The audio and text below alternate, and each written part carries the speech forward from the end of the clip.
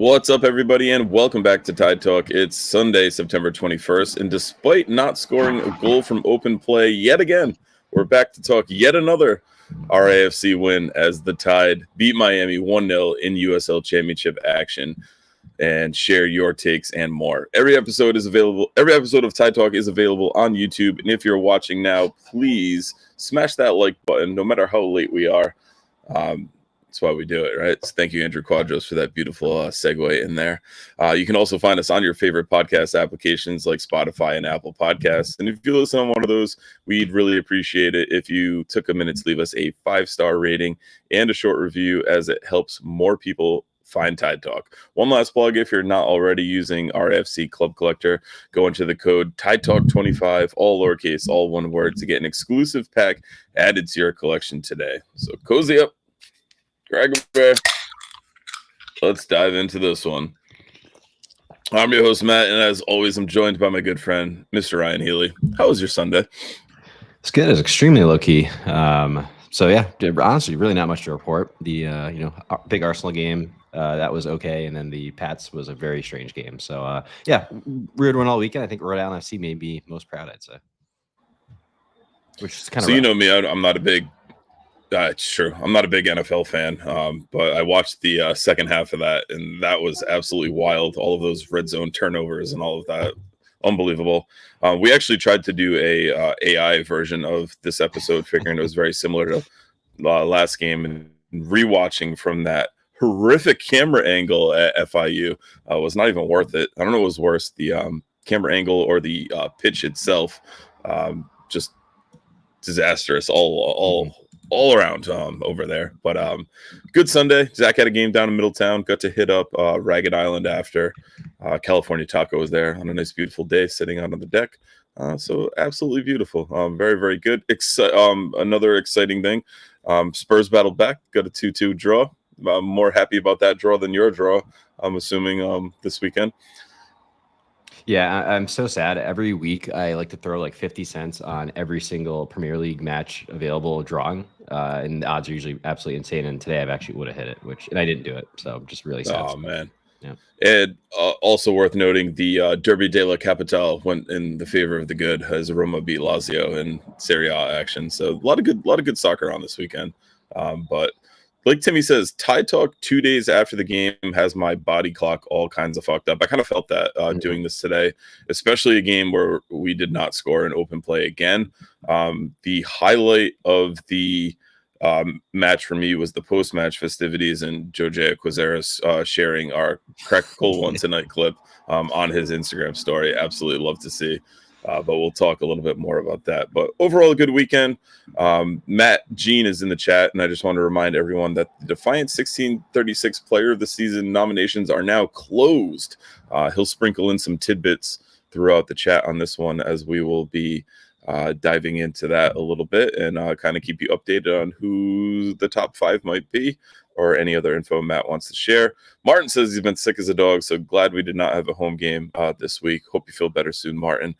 Very weird not being at Tidewater on a weekend, huh? Mm-hmm. Yeah, the fact that we're going to have 2 Friday matches in a row and they're both away is, I don't know what I'm going to do with myself the next 2 weeks. It's going to feel like every day is going to feel like wrong. It's certainly odd, but we'll start as we always do in this one and take a look at the lineup. I think for once the lineup graphic was actually what we saw on the pitch. Kudos to ESPN Plus for nailing that, as we tend to throw darts at the board and kind of figure out where guys are going to be based on that.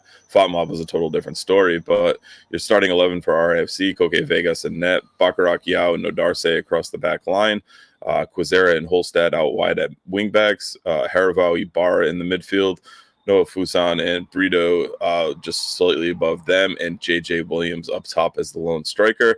Worth noting, we did see Hamidi Diop on the bench and come in and make his debut as well. So what did you make of this lineup when you first saw it? Kind of what you expected with Mabika being out? Yeah, I apparently hallucinated when I first saw the lineup, and I thought Stoneman was also in there. So I was like, "Oh, is it Frank at right wing back? Are we actually going to see Clay in the midfield?" Was obviously very wrong at that. So with these actual names on the team sheet, I think it does make a lot of sense. Nice to see Frank back and healthy. It was tough to see both Amos and Maxi unavailable for this one, but yeah, for who was available, I think it's a lineup that especially after last match, it was pretty much unchanged. So. I want to say if it ain't broke, don't fix it. I don't know that it's not currently broken, but we've strung together a couple wins, and it's been a lot of this team there so far. So Yeah, I'm with you. And, I think you seeing Phantom seeing Stoneman in the starting 11 was kind of based on the discussion and the clips that we had from the news conference, or Kano's press conference, rather, post-match after the last game. And I think we all kind of expected to see him start with this. But with Mabika being out and Baccarat kind of playing that defender or midfielder role, I think this was the natural progression of the players that have been playing together rather than kind of forcing Grant in there. So if you had asked me prior to this lineup coming out, I would have bet the house that Grant Stoneman was going to start in this one, and I was actually pretty shocked that he didn't.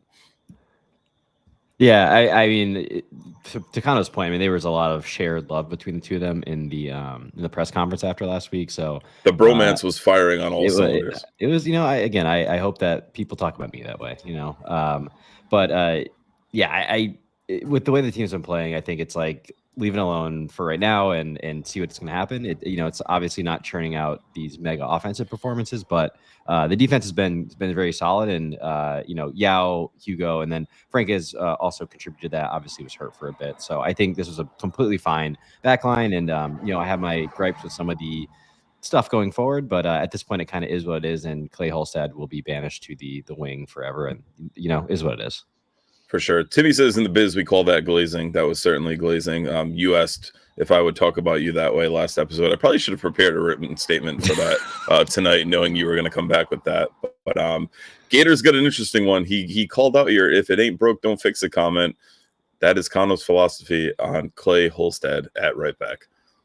I mean, we, as someone who has now met Gator, Gator's a real person. Gator knows ball. He's right. I mean, yeah, clearly he believes in it because he hasn't changed it. So, yeah, it is what it is. And as Matt mentioned earlier, we're going to AI this podcast. I actually did ask AI to make the podcast, and it took the last two episodes that we did, and all it did was talk about how mad we were about Clay Holstad right wing back, which was incredibly funny. Rightfully and so. Yeah, true. So please refer to our statement, as Matt Jean says. But he also throws this little tidbit in there, and we'll try to sprinkle these in throughout. So I like that Matt is kind of pacing himself with this and giving us all these great one-liners. Kano may go to war with Stoneman, but he's not going to the top 5 nominations with him, as he is not in the top 5. And rightfully so. That would have been insane. He was hurt like so much of the season. For sure.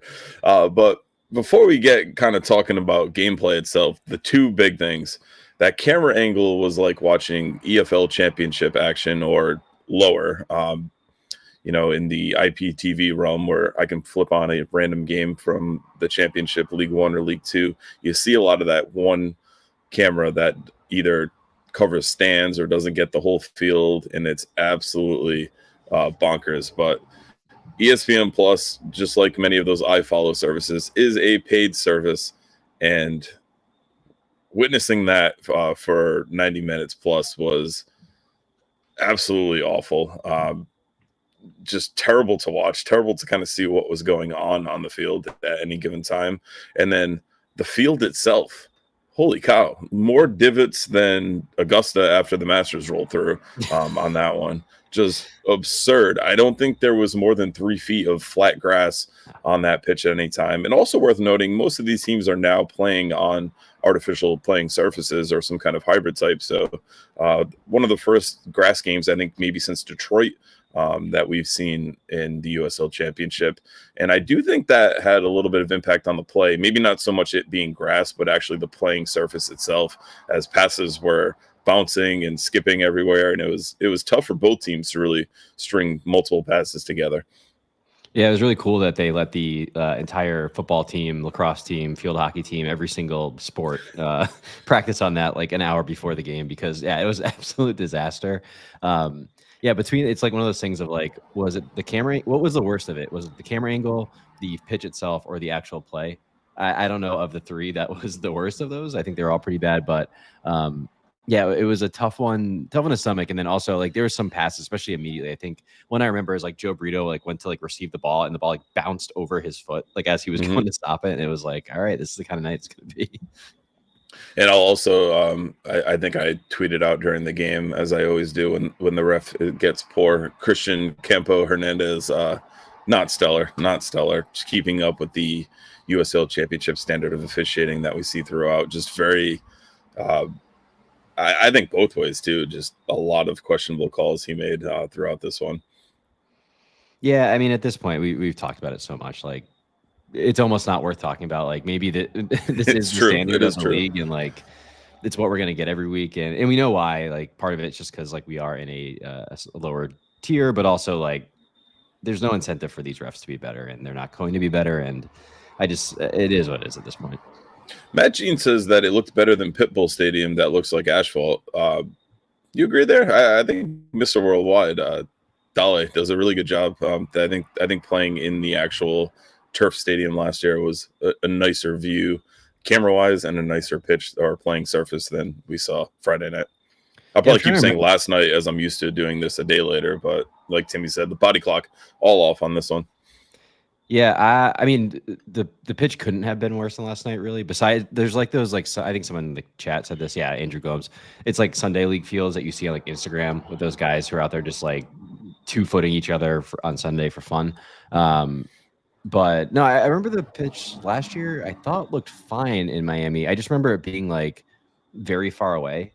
The camera angle, but I would have taken that very much taken that over what we saw last night, where it was as if they were like filming from like the front row of the like on the bench level, and it was like you couldn't really see like tactically what was going on. You couldn't really, and then the pitch was horrific. So yeah, I will take Mr. Pitbull Stadium over. I'm with you. Football field. Martin and then Timmy also followed up late, of course, with this comment in the chat on this one. Just wait. We have the URI Rams playing at Centerville Bank Stadium next season. I wonder what damage that'll do to the turf. I think it'll be far less than that just because we do have that hybrid, mostly artificial surface. I can't say in my time of coaching high school soccer, we played at Conley Stadium in Providence behind Mount Pleasant and shared that with the various different football teams within the city as well. And there's this really cool machine that goes around and rearranges all those black like pebbles that are essentially underneath the turf. Yep. I don't think you'll see the divots and the bare spots like you saw in Miami Friday night, but I think that'll be a maintenance issue that certainly needs to keep an eye on, as the grounds crew will be definitely busy with kind of making sure everything's in the set place. I think the bigger issue with the URI news that broke with them playing their home games there is what will the field look like with painting, with the numbers and all of that. We know that the pitch at Tidewater looks very different at practice. There's a lot of different lines that are painted on for practice and then painted over for the game. Will they, due to the fact that URI is playing football there for the entire season, keep the football grid and the soccer grid as well, or will they paint over that for USL Championship matches? And that'll be an interesting one to keep an eye out on, at least. I mean, if you're a line painting guy in Rhode Island, the money's flowing in now. Like, this is good news for you. But I really hate when a field has like the additional lines on it, like for a football pitch, or sometimes you see like field hockey. You'll just see like all sorts of stuff field out there. Hockey, lacrosse, football. You see it like all out there, and it's 700 different colors. And yeah, and then I used to hate that when I played, because they'd be like, "We're like, your lines are you have to pay attention to the orange lines, and the white ones don't matter." And it's like, oh my god, it's like too many things to like mentally keep track of while you're also trying to just play the sport. I can actually say as a coach, I liked it because you had different landmarks you could use with, your defense, obviously a higher level than high school girls soccer in Rhode Island, the USL Championship, although the officiating is probably about the same. But using the numbers as landmarks to clear the ball type stuff, you have different landmarks of where you can, pick up and start different things from. So, from that perspective, you can do some things a little bit different. And if you get used to playing on it and other teams are not, it's it can be a bit of a advantage. Yeah. I mean, All right, but take us through your thoughts on the early on in the first half. Miami really kind of settled on the ball, had the lion's share of possession throughout the game on this one, and it seemed like that midfield that we had was content with kind of sitting back and playing behind the ball. Yeah, it was kind of a weird game. It was very different than what we've been seeing for Rhode Island FC. Like we were conceding a lot of the ball, which I did not expect against Miami team. I don't know Mhm. what Miami's been doing possession wise all year, but I mean, we have been a very possession dominant team, and in so much that like Kano was upset after the Charleston game that we didn't have a lot of possession against Charleston, who is like the possession monsters of the league. So you figure we would have went down there and tried to. But yeah, it was a weird start with all the kind of the pitch issues. Like both teams are just kind of feeling it out. It was really hot and humid down there, so I think both teams, like, there wasn't much of a press either way, which I think allowed both teams to just kind of sit on the ball a bit. Obviously, not like a ton of shots either, but yeah, overall, kind of like a toothless first half for both teams. I don't think no one really got going. The only thing I remember calling out to you guys while we were watching it was I did think our set pieces looked a little bit more dangerous. We were getting a lot of good whipping. I know, especially Quizera was getting some great corners in that were challenging people. And It was good seeing him on corners again yeah, as well.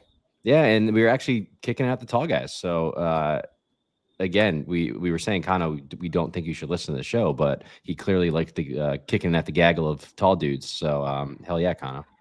So we did see a very good set piece kick at the gaggle of tall dudes, and I believe an offside call was made on that. But here's that chance that Frank struck the crossbar. Blanco, Fuson bends this away, sharp angle off the crossbar. It was loose. That will not count. So we saw that play out on free kicks and corners a lot last season, where Frank was that late runner at the back post, and he was able to head a few in throughout last season. But like you mentioned, in not kicking it at the gaggle of tall dudes, something we have not seen much at all this season. So it was refreshing to see that a great high looping ball in from Noah there, and Frank almost hits it picture perfect. But one of the few chances that we did have in the first half.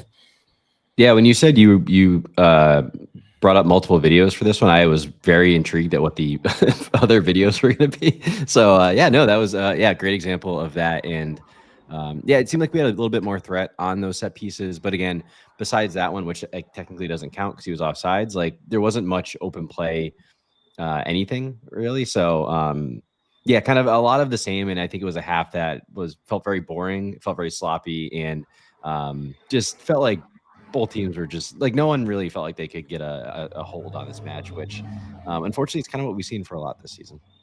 For sure. Interesting on that one. I don't know if Frank was the offside player or if it was JJ or Hugo that tapped it in. It like I said, it was that weird camera angle that kind of took things away. But one of the better chances we've actually generated from a set piece in quite a bit of time. But as you mentioned, first half, pretty toothless in this one. Miami had the lion's share of possession, 65% to 35 for RIFC. They outshot us 7-6. I couldn't remember 13 shots being taken in that first half. Like I think that was a pretty incredible shot. I guess the telling point of that was both teams only had one shot on target each, 0 big chances each. Miami completed 236 passes at 88% to 103 at 75% for RFC. 3 fouls on Miami, 7 for RFC, and they had 3 corners to our 2. So overall, just like you said, pretty toothless first half there, and not much action as far as threatening goal for either side. Yeah, I mean, I think looking at these numbers, like that 75% passing accuracy is so unbelievably low for Rhode Island FC, especially against a team that like wasn't pressing, wasn't really trying to harass them at all. So it just shows like how much potentially the pitch or the weather or the travel, who knows, took a toll on them, because that's a pretty low number for us this season. And this was in stark contrast to what we saw at Tidewater when Miami beat us 1-0 on June 7th. In the first half, it was a 55% possession share for RAFC. And for the game, it was a 62% possession overall for RAFC. So the fact that, we dominated the ball in that first game, but did not come out with the win. We sat back a little more, came out with the win, albeit by hook or crook in the penalty. I wonder if that was more tactical or if that was more Miami imposing their will. Yeah, I don't know. It's very weird now to look back on some of our like losses and draws and some of the performances. Like our resume has some real weird stuff on it this season. Like beating Charleston was strange, but like now looking back, like losing to Miami, tying against Monterey Bay, who I think is now like the worst team in the league, or they're right there with Miami. Like we have some really poor stuff on the record this year, and hopefully we don't keep it up down the stretch because it's not good, not good at all. No, definitely something we don't want to see continue. And we've talked a lot about performance versus results, and I think at this point we actually have to shift it and prioritize the results. Clearly, Oh with my the god, playoff push. I want to be so clear. It is all about 3 points at this point. It does. I think I tweeted out after this one, by any means necessary. Like I do not care if we win 1-0 with a shitty penalty every single time. Like that is great for me. For sure. Second half started, I thought it was a lot more of the same that we saw in the first half. Miami on the ball. I think they were able to generate a few more shots and a few more chances, go into some dangerous spots early on in the second half. But again, it was neither team really kind of looking to put this one over the line, if you will. No, I think we were a bit more dangerous in the second half. I think there were some more moments of like us kind of breaking on the ball, especially where you look at the where we do end up getting the penalty. And I think that's reflected in the second half stats. Like, again, Miami absolutely dominated the ball there, but we had all the shots, like three. Well, not really. We had 3 shots there too. Yeah, the shots actually tapered off for both now I'm teams looking at the compared stats. to the first I read half. this backwards. But yeah, I mean, we did create that big chance. But yeah, overall, a weird match. I don't know. Again, it was super hot and humid down there. I don't know if like we kind of just didn't put our foot on the gas a lot, but it was definitely not. If you've been worried about our offensive output all year, this game is not the one that's going to give you confidence going forward for sure. For sure. Leading up to the penalty and seeing the actual play that caused it, pretty much a stonewaller for you. Yeah, I mean, I think JJ is like mildly looking for it, obviously, but that's what he should be doing in that situation. But he gets the guy dancing. Guy clearly gets him on the back foot, and I learned today that Miami, I think, has given up the most penalty kicks this season. So apparently, we were playing to their weakness, I guess, that scenario. For sure. I think it was a really nice 1-2 touch from JJ there that kind of set the defender off balance, and then you expect the defender to stick a leg out there, and I think JJ just ran his path knowing it was coming. I don't think he went down easy by any sense of the mean, but I do think he baited him very well and was able to put that decision in the referee's hand. And yeah, I mean, it was time again, we've seen decisions like that not go our way, so sure. I would absolutely take that all day long. Yeah, it was honestly a great move from JJ because it's either he's by his man completely or he's getting fouled in the box. So either way, it was really good work from him. It's the kind of thing we really haven't seen as much this season of getting him and the team just running at goal at like pace. Usually we're kind of playing against these really settled blocks that JJ's just trying to find a space to exploit. But it was nice to kind of see the team running in behind with, I think it was Harabow, him. I think Noah was in there, and yeah, it was a good change of pace, and kind of what I think people want to see a bit more of with us potentially ceding a bit of possession is to see more of these kind of faster movements that are leading to a little bit cleaner chances for us on goal. And I think a lot of the times we play so direct to JJ to a fault that he's receiving the ball so far away from goal because the ball's coming from much deeper. So to see him kind of receive the ball on the edge of the box and around the box is a promising sign as far as what we can do with attack with the lack of creativity that we've seen with this team throughout the season so far. With the penalty being called, I know going through my mind was who's going to take this one today, especially after JJ stinker in the penalty of the Jaeger Cup versus Sacramento. So how surprised were you that friend of Tide Talk, Jose Quizera, stepped up to take that one? Yeah, honestly, he was not even. I didn't even consider him to be one of the. I figured like first up was be JJ. Second, I thought like I was thinking no JJ because of what we saw in the Jaeger. Who'd you have second? It's one of those ones where I'm like, we kind of almost want him to do it again to try to get him back on sides, like, and especially as a Get him striker, going. like, yeah, usually like your number 9 is the one who's gonna want to take these things. So JJ was my first thought. Second, I was like, does he give Noah a crack at it? Like, would be great to get him going, keep that streak up. He got the assist in quotes on the own goal. Those were kind of the two I thought even were possibilities. But yeah, seeing Quazera step up.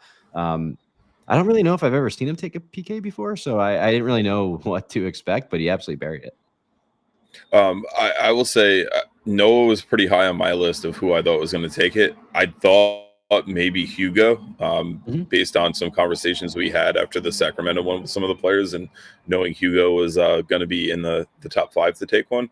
So when Quazera slotted up, I was pretty surprised, but seeing the corners that he put in that game and seeing some of the crosses that he put in, I think he was hitting the ball really well. So I was actually happy to see it. Yeah, I mean, he's one of the like you said, strikers of the ball we have. I mean, for sure. Speaking of cleaner strikers, like, we know Clay Holstad was not going to be one of the people to step up and take it. So, yeah, I mean, based on that conversation, we knew it was not going to be Clay. But like you said, Jojea stepped up and absolutely buried it. So let's take a look at that penalty that gave RIFC the 1-0 lead in the 68th minute and the only goal of the match.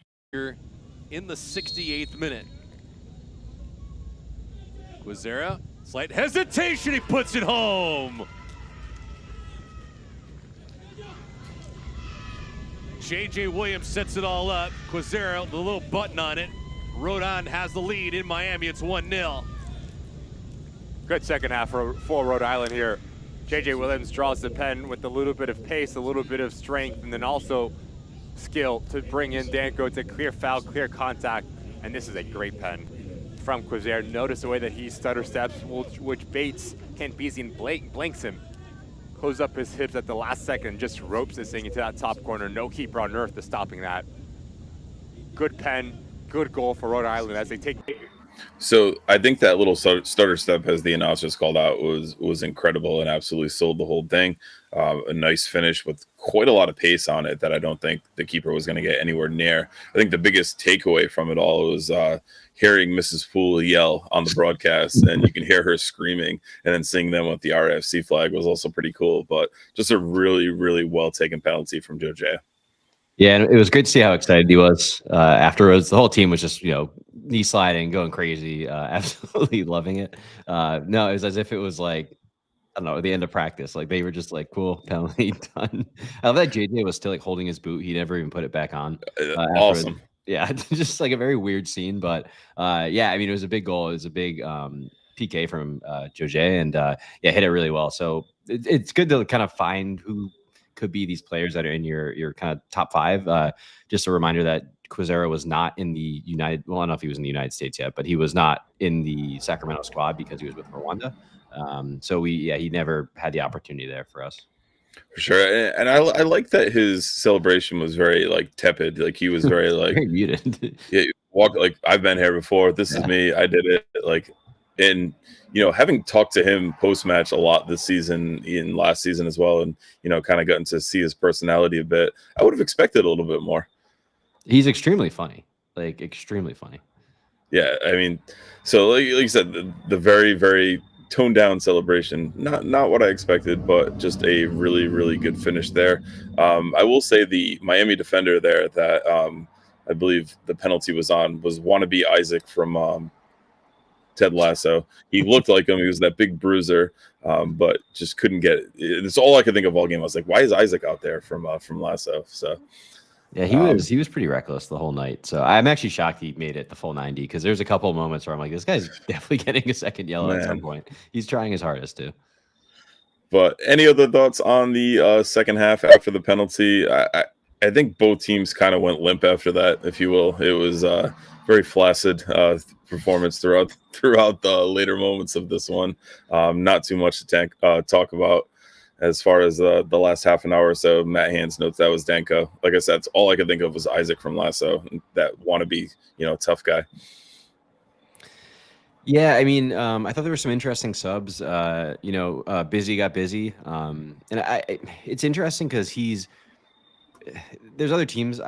You'll see that there's like players who they'll be kind of like a super sub, and then they end up playing. They start and they don't play as well that way. So I do wonder if this is like going to be the thing that he's going to lock down for the remainder of the season, because he has looked better off the bench than starting. Obviously, very small sample size.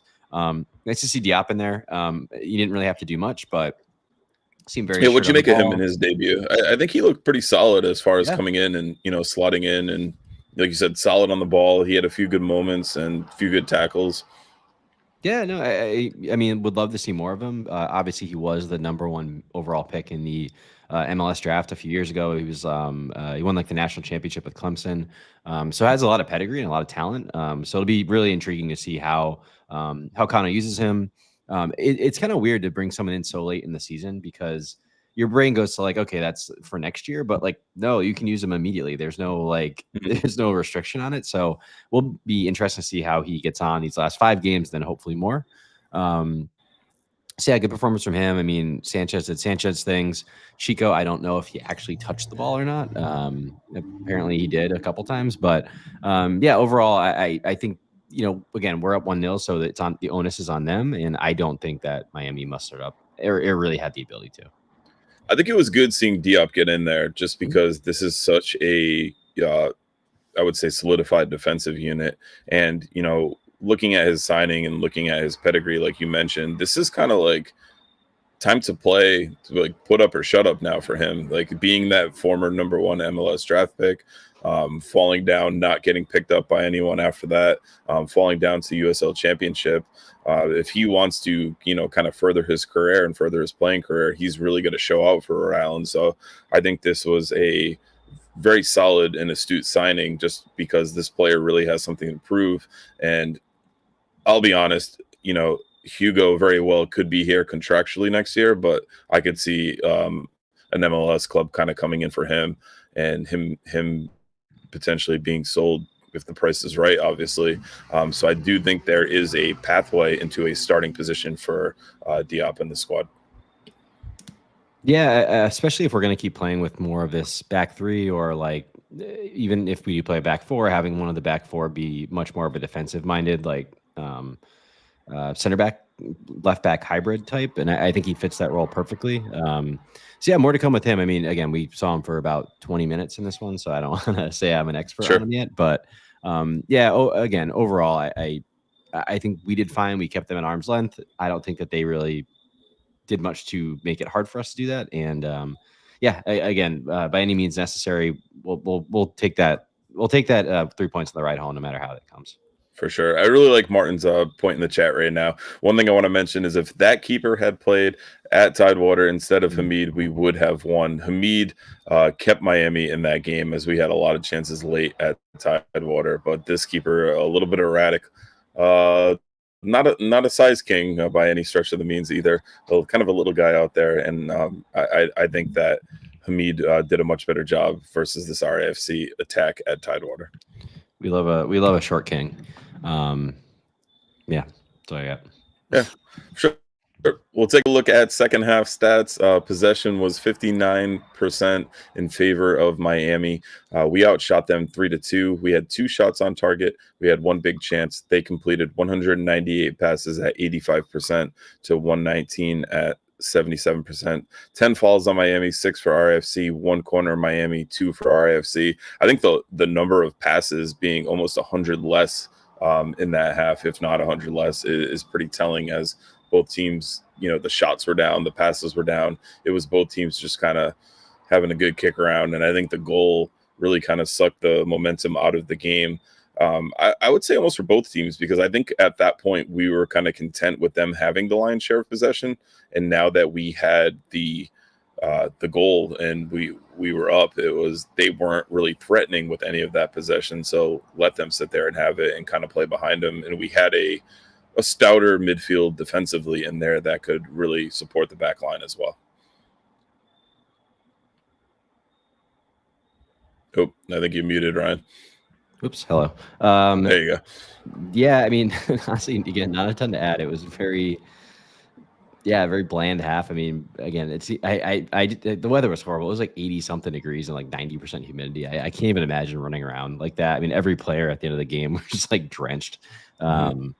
So I think actually one thing I have to give Kano credit for is I think he managed the subs really well, of kind of keeping it a kind of constant rotation of getting guys in and out towards the end of the game. But yeah, again, not a match that's going to be, in the highlight reel for either team or for the league. It's not the advertisement for, the sport in this country I think we want people to have. Sure. But again, at this point, I could give a shit. It's any means necessary.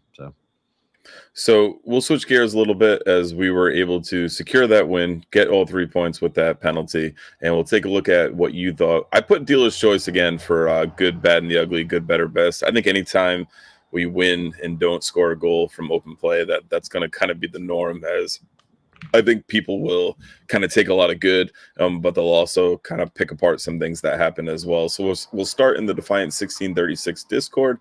Our guy Nate Ski's RIFC in 3, magic number check, 8 wins. You'll have to go to Timmy's blog about that to figure all that out. Maybe Ryan can pull that up as I read the rest as well. Andrew Hill's good was I didn't watch the game. Bad, I didn't watch the game. Ugly, I didn't watch the game. And RIFC in 3, but we won. Ryan O says RIFC in 3, wave kit safe. Do you think the wave kit is kind of losing some of the curse lore to it after this? Honestly, it's nice to finally get a win there, because I was getting very worried for a while that I could never even wear it. Never mind the team. I still don't know that I want to see it at home at this point, but I think they had to get the monkey off their back there. So, yeah, good for the wave kit and good for the team there. Our good friend Leo O chimed in with his good. Amady Diop making his debut and contributing straight away, even if in a limited capacity. His better was JJ showing a flash or two of his capabilities and earning another penalty, and Joje executing it well. His best was Haraval. Haraval's passing and progression through the middle while Clay was stuck at right wing back. Key players are beginning to string together better performances, specifically thinking of Noah and Zach. We didn't really talk much about Zach, but Zach, kind of getting back in there into the starting 11, played 69 minutes, and I thought had a very strong performance. He had one shot. He had completed 31 of 36 passes at 86%, had a defensive contribution, blocked a shot, 46 total touches, 1 inside the opposition box, had a successful dribble, 8 passes into the final third, completed 3 of 4 accurate long balls, was only dispossessed once. He had a tackle, 7 recoveries, and he won 3 ground duels and an aerial duel. So I'm a big Zach Haraval fan, and I think, going back to your many points from last season of the adult midfield that he was such a big part of, I think there's just a comfort level of seeing his name on the team sheet and seeing him out there.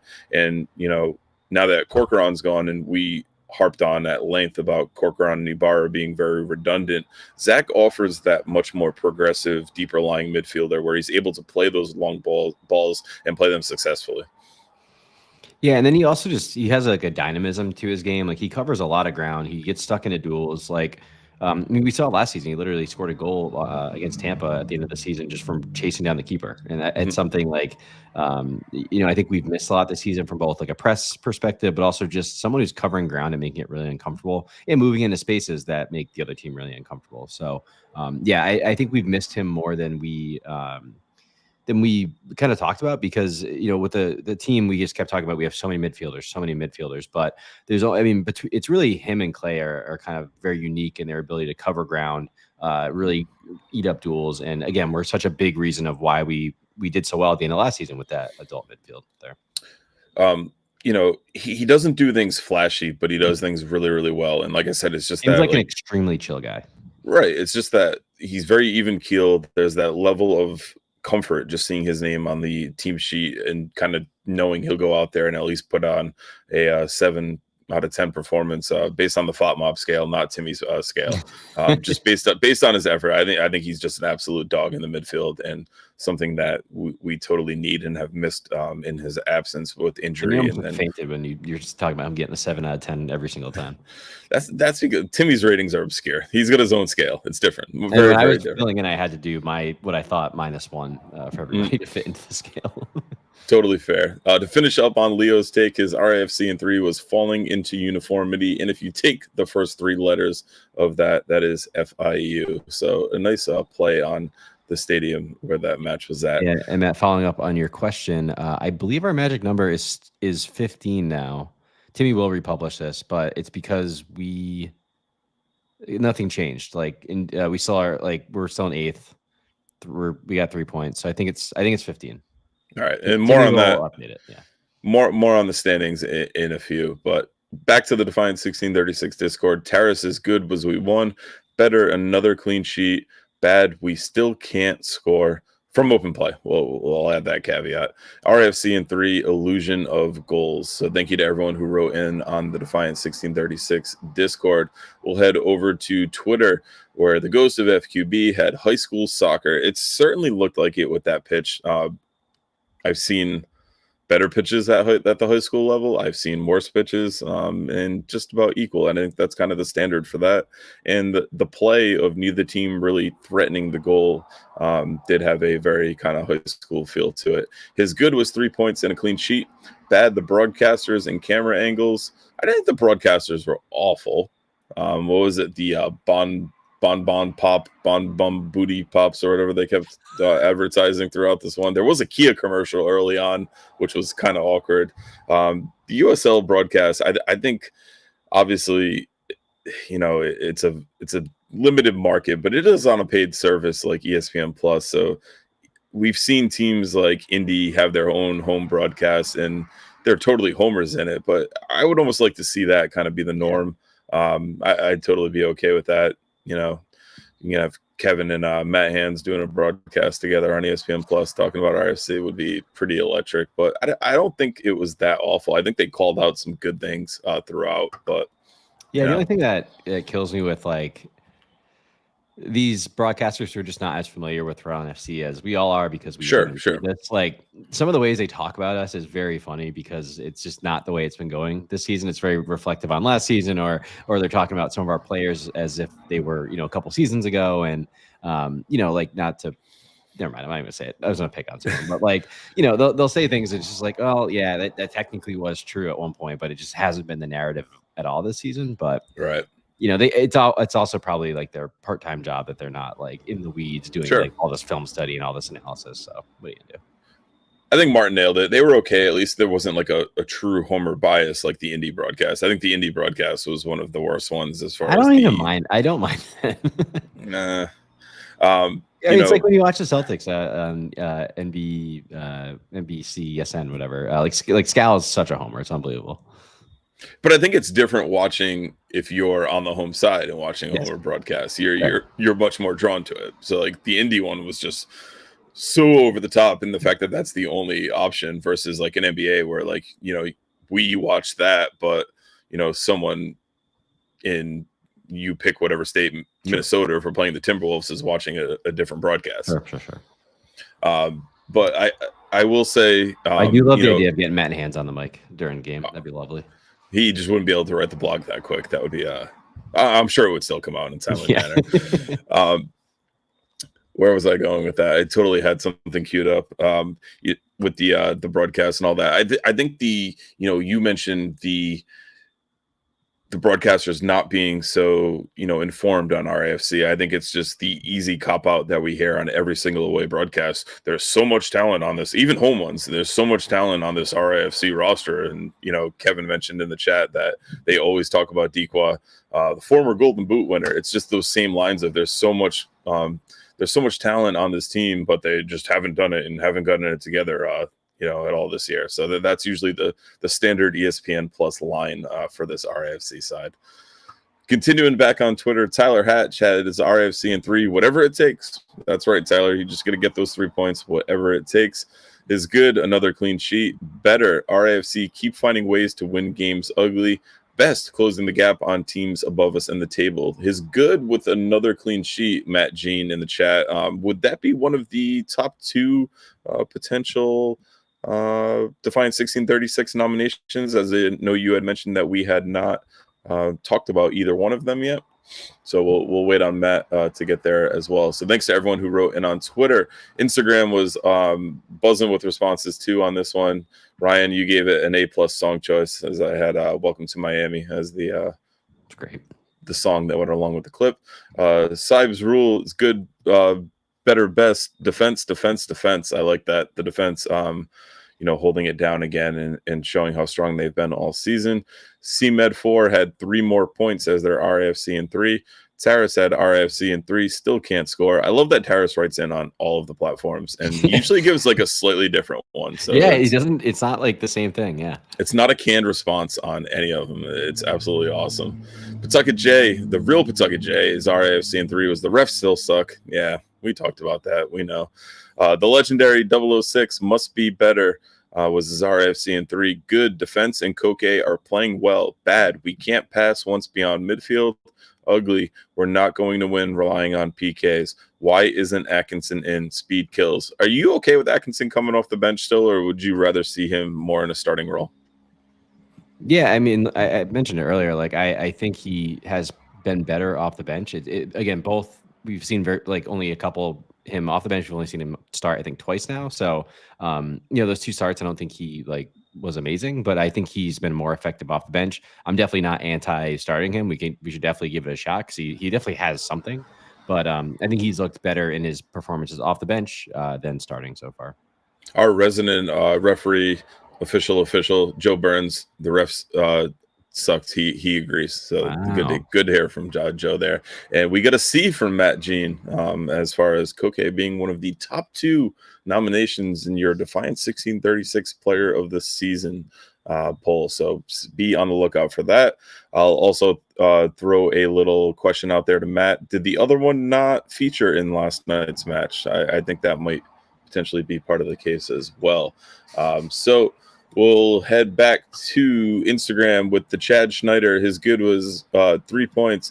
Bad offensive cohesion. Ugly. That damn pitch. It was so ugly. So thank you to everyone who wrote in on Instagram. On Facebook, we had Matthew Leonard with the good. We beat a really bad team. And this was a Miami team, Ryan, that started the season off pretty strong and really kind of went into free fall shortly after beating us at Tidewater. Yeah, I think they haven't won in their past 12 games or something crazy now. Like they're just absolutely disaster.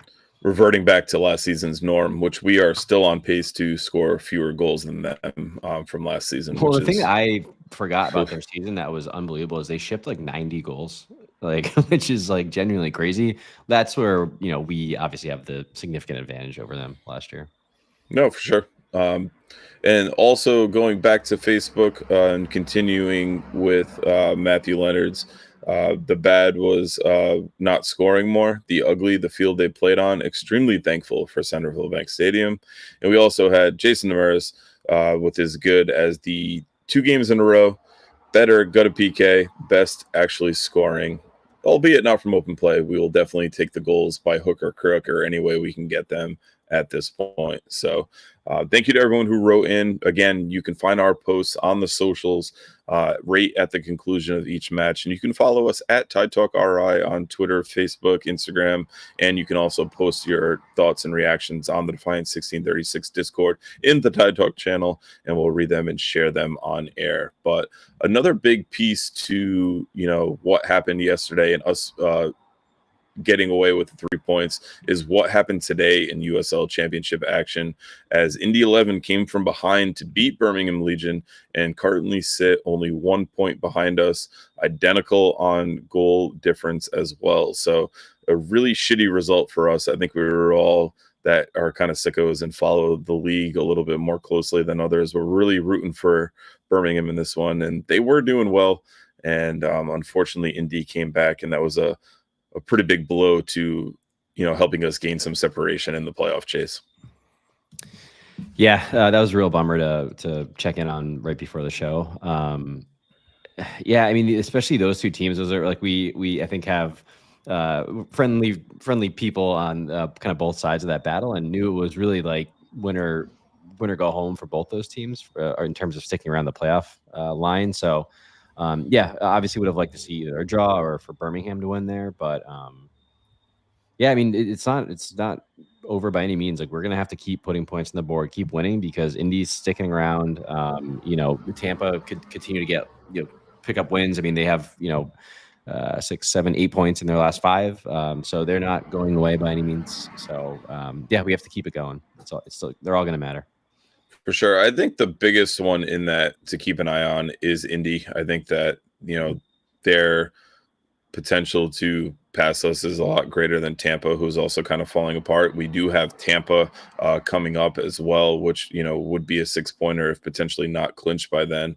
But Indy has been an enigma of a team all season. Our friend Betts, we follow him on Twitter and see his grief after each and every match, and it's often kind of shared with ours as well. But they are a extremely interesting team. They have Tulsa, Louisville, Pittsburgh, Loudoun, and Orange County next. So a tougher draw for them as far as what I think that we have with RIFC as far as schedule. So although the schedule strength really doesn't mean anything, it's still going to have to be there that we have to go out and get results and you really convert, while kind of keeping an eye on them and what they do as well. I think it's also worth noting that we're also now only 2 points behind Detroit and could potentially, leap up a little bit higher in the standings based on what they do. But I think you mentioned the magic number is down to what you had initially mathed. What was the number you said? Oh, I think it's technically 15 because we still have to win out to do it. So it doesn't. I don't think it changed based on last night, except being 3 points closer. We didn't get any help. Is what I think the word. Yeah, I think that's kind of the biggest point of it as well. And taking a quick look at what Detroit has left, they have Louisville, they have North Carolina, they have Loudoun, they have Charleston, they also have Tampa. So two of the top sides in there as well for them. It'll be interesting to see how Louisville and Charleston, potentially rotate and what that battle for the shield looks like at the top, if that gets clinched and that falls anywhere in Detroit. So I do think the Louisville and Detroit is the next matchup. So I fully expect to see Louisville go full tilt versus Detroit. So they could potentially be dropping points up again. If Louisville's able to take care of business. But again, Rhode Island FC kind of controls their own destiny here, and winning out would definitely kind of lock it up for them. But we look at us with seeing El Paso next and Detroit seeing Louisville next. That El Paso game just becomes so important in the way the whole table could flip-flop. You could see us going into 9th, or you could see us going as high as 7th. Yes. We are playing on a Saturday next week. I've got the 27th, so yeah, that is okay. Saturday. So I misspoke earlier. For some reason I thought we had 2 Fridays in a row. At the end of the day, it really comes down to Rhode Island FC has to, we can only focus on what we can control, and that's the next match. So I mean, these next 3 against El Paso, Las Vegas, and Tampa are massive. I think after that, I mean, obviously there's also only 2 games left, so you'll know. It is Friday. The chat is telling us. Fop Mob says the 27th, so that must not have been updated yet. Oh, all right, look at me. So yeah, at the end of the day, it's these. I think next 2-3 matches are going to probably tell us where we're going to shake out. I think if we can, if you look at the last everyone's form, you look at the last 5 for Rhode Island. We've kind of out of nowhere have picked up 9 points in our last 5. If we can keep up something around that, we should be in a good spot there. But this table is still tight. I mean, we're only 8 points out of 3rd place, which is kind of crazy with the season we're having. So if we can just get hot and we get some help along the way, we could see us move up the table. But at the same time, we also could see us move down if we don't, pick up points.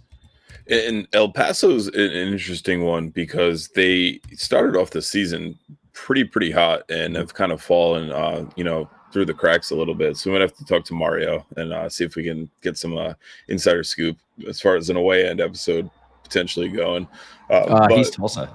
I'm sorry, Tulsa. I totally screwed that one up. Thanks for calling it out. But it's kind of wild. The crazier thing is so we're seeing a lot of interconference play happening right now. Late in the season. Very late. And if you think the Eastern Conference is tight, besides Charleston and Louisville, the West is absolutely crazy. Similar. It's from 3rd place is 36 points, 10th place is 26. It's super tight there as well. So they're every team is except for maybe 4 are really in it at this point. And it's going to be tough. I bet you see a lot of really scrappy games. A lot of draws. And I think our team is really built for that kind of style of play. We have a very, very solid defense, and we don't give teams a lot. So, again, we say it every episode, if we can just get enough offense to kind of pay off those defensive performances, we really could be a tough team to play. For sure. El Paso's last 3 games were a 2-1 loss at home versus Loudoun, a 1-0 loss on the road in North Carolina, and yesterday lost 2-0 at home to Charleston Battery. They currently sit 6th in the West.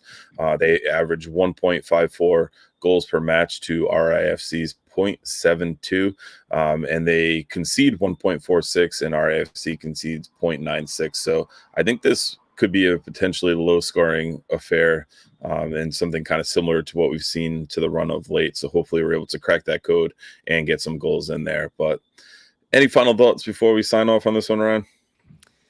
No, I mean, obviously a tough game to talk about. There wasn't really much that happened. But at the end of the day, it's 3 points is 3 points. And that's I've said it like 13 times in this podcast, but that is truly all that matters. Like, and, we talk a lot about the offense, but I do think we need to sometimes take a step back and really appreciate what this defense is doing this year. Koke, I think now has 11 clean sheets on the season. I know Jackson had a couple as well. Like we are putting up like very solid performances, and it's actually not just like flukes. Like our expected goals against is like extremely low. In this one, Miami had 0.48 expected goals. We held Louisville to 0.19 expected goals the other night. So like this is a legitimately like very, very good defense. And again, it could really carry us to a long way if we can kind of sort out the offense enough at this point. And I will take that, because I think the dreams of us all of a sudden refinding our like, really like juggernaut offense might be, it's past, but really all we need to do at this point is find enough. For sure. I think Pawtucket J nails it. Hashtag winning in the Charlie Sheen voice. It's all we're going to do at this point. Control our own destiny, see it out, and, move on from there. And maybe we'll actually get to 20 goals scored this season. Maybe. That would be incredible. We're somehow at 18 this year. Charleston has scored 52. Sean Buxton says in the chat, JJ just needs to get hot. That's what happened last year. And in his post-match presser a couple of matches ago, he said, teams would not be wanting to see us early on in the playoffs. So that could potentially be the case as well. But if you're still with us and you haven't already, make sure you smash that like button before we head out. Thanks again for joining. Thanks again for tuning in. But that'll wrap things up for this one. Remember, Tide Talk is more than just a podcast. You can find us on Twitter, Instagram, and Facebook for daily social media content. Click that link in this episode description to follow all of our accounts. I've been your host, Matt, for my good friend Ryan. Thanks again for joining.